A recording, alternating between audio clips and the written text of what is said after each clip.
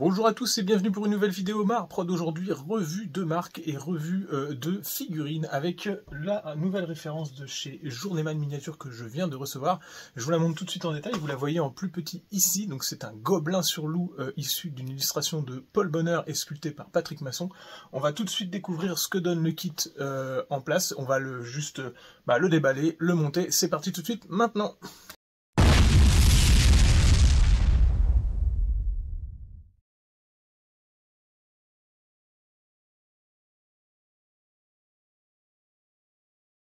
Allez, on se retrouve devant le plan de travail pour un petit unboxing avec ce petit paquet que j'ai reçu en direct d'Espagne, qui nous vient de Team March, pour ceux qui ne connaissent pas, Journeyman Miniature, normalement, si je ne me trompe, de son petit nom, et donc du coup, on ira voir tout à l'heure, juste après le déballage, son site internet.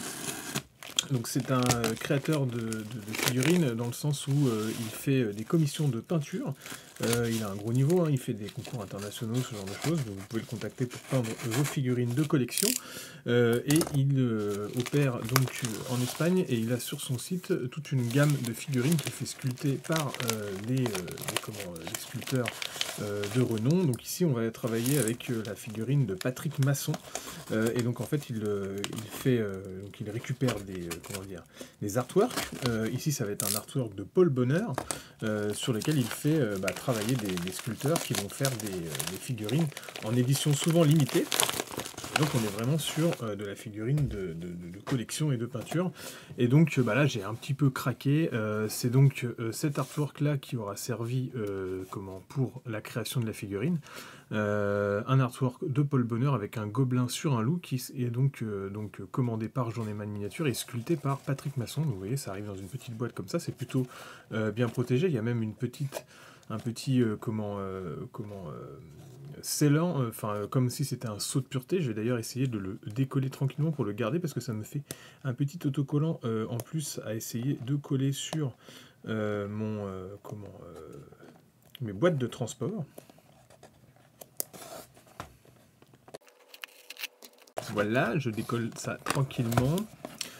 Et donc on va faire le montage aussi ensemble, hein. Je vais vous faire le montage de cette pièce que je ne pense pas peindre, c'est un peu spécial, hein. Mais j'ai envie de garder cette pièce pure. Je l'ai découverte à Troll et Légendes quand elle était encore en finalisation, elle n'était pas encore tout à fait terminée de sculpter, présentée par Patrick Masson sur son stand.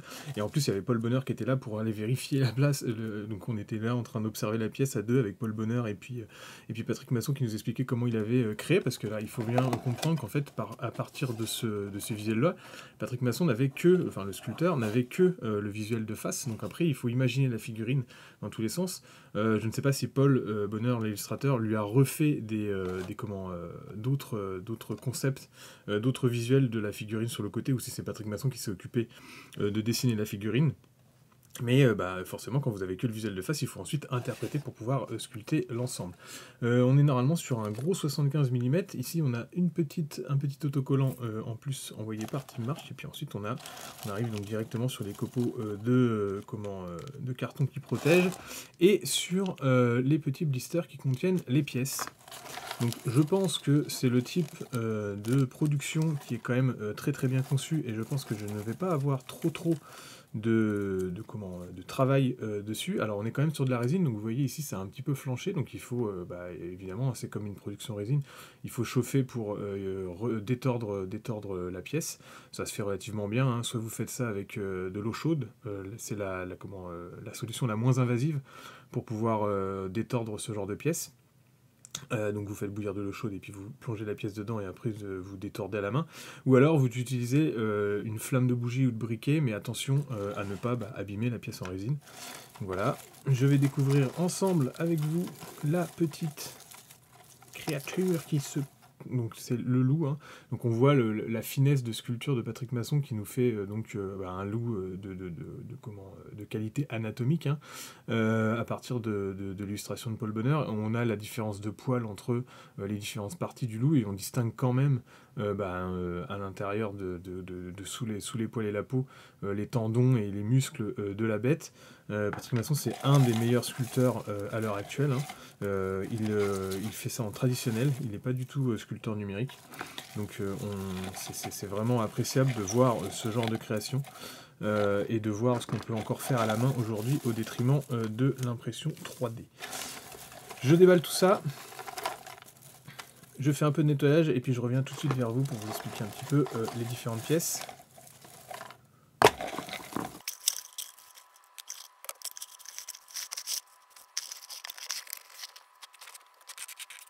Donc voilà comment ça se présente. Vous avez vu que c'était plutôt bien emballé, hein, tout est bien serré à l'intérieur des copeaux de carton.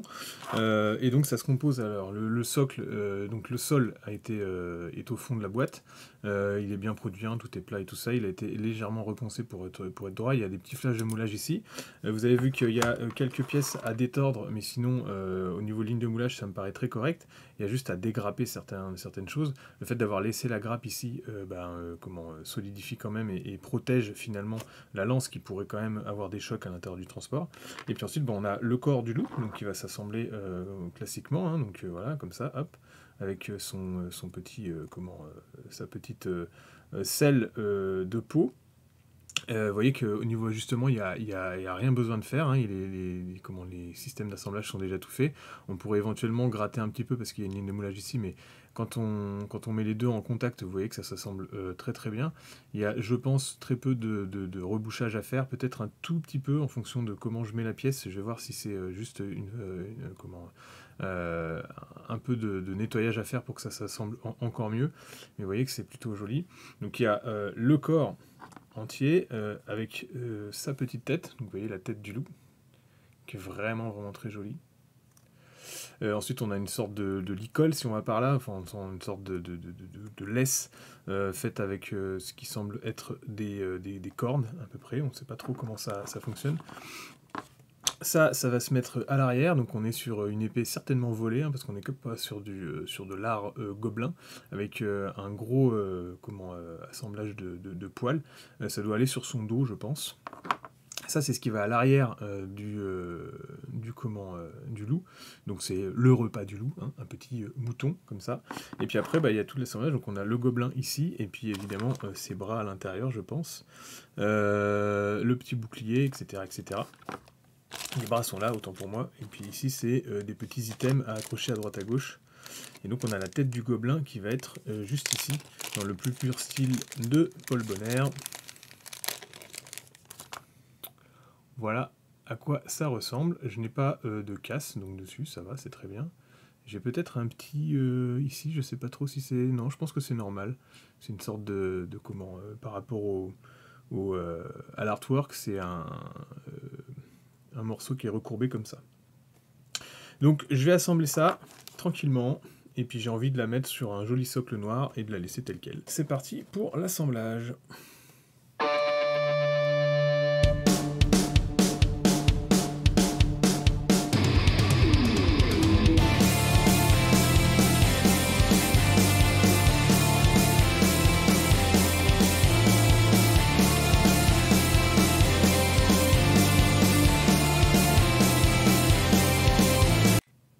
Et bien voilà pour l'assemblage. Alors rien de très compliqué, franchement très peu de lignes de moulage, quelques lignes de moulage évidemment aux endroits les plus logiques, hein, dans le plan d'alignement du moule et de l'injection de résine, quelques petites petits tétons d'injection de résine à enlever et quelques petits ajustements vraiment, hein. Vous m'avez vu couper par exemple le dessous de l'emboîtement du gobelin pour que il s'assemble un petit peu plus facilement, mais tout est géré, il y a déjà des systèmes d'assemblage et il n'y a rien de bien compliqué. Il faut se référer un peu à l'illustration pour regarder un petit peu ce qu'il y a à mettre, et puis évidemment ça m'avait personnellement aidé de voir la figurine la sculpture, le master déjà en place. J'ai cassé juste le petit truc là ici, une petite breloque qui est vraiment toute fine mais qui ensuite, quand on regarde l'illustration, colle presque au couteau qui se met sur le côté là, donc du coup j'en ai profité pour la réattacher et puis la fixer au couteau. Et bien entendu là je vous montre la figurine donc telle quelle, que je vais ensuite assembler sur un joli socle noir pour la garder telle quelle, mais au besoin, alors je ne pense pas la peindre pour le moment, mais si un jour l'envie m'en prend, j'ai bien évidemment pas trop collé les éléments pour que je puisse les détacher, notamment par exemple le bouclier, et pouvoir peindre en dessous, et évidemment je laisse le tout désolidariser pour pouvoir enlever donc les éléments le loup de son socle, et puis le mouton et le gobelin qui est par-dessus. Donc vous voyez, alors il suffira évidemment de désassembler quelques petites choses pour pouvoir le peindre plus facilement, mais déjà de base il est accessible à peindre comme ça, et le fait de garder les pièces détachées va peut-être pouvoir me permettre un jour de le peindre. Et donc comme je vous disais en début de vidéo, j'ai redressé la lance, c'est pareil, ça n'a pas été trop difficile. Il y a peut-être juste encore une petite flambée au niveau de la pointe de la lance que je recorrigerai plus tard, mais globalement on peut considérer aussi que la lance n'est pas forcément toute droite, étant donné que c'est du matériel gobelin qui est un petit peu rouillé et très utilisé. Donc voilà pour cette petite revue, j'espère que ça vous aura plu. N'hésitez pas à aller voir sur le site de Journeyman Miniature, que je vous mets à l'écran maintenant. Donc voilà comment ça se présente. Vous arrivez sur le site de Journeyman Miniature et vous voyez donc d'autres références comme cet Orc of the Behemoth, donc toujours sur un artwork de Paul Bonner et donc sculpté en 75 mm. Vous avez une boutique en ligne avec donc les figurines qui sont vendues par Team Marsh, des dioramas, des bustes, etc., etc. Il y a même un petit peu de matériel, donc je vois des pinceaux ici. Et puis après, vous pouvez aller donc soit le contacter pour voir un petit peu ce qu'il fait, soit donc des artworks 2D ou des commissions de peinture, et puis sa galerie de figurines qu'il a réalisées en compétition depuis 2022. Donc voilà. Il y a également un Instagram, n'hésitez pas à aller voir également son Instagram. Et puis pour la suite, je vous invite à vous abonner à mes différents réseaux. N'hésitez pas à mettre un commentaire si cette revue de miniature et si vous avez découvert une marque aujourd'hui avec moi sur cette vidéo. N'hésitez pas à vous abonner sur mes différents réseaux, Instagram, Facebook, Twitch, YouTube, normalement vous êtes dessus, etc., etc. Et si vous voulez m'aider plus directement, il y a évidemment un Tipeee où vous pouvez également commander vos figurines grâce au lien My Hobby Place. A bientôt à tous et bon modélisme.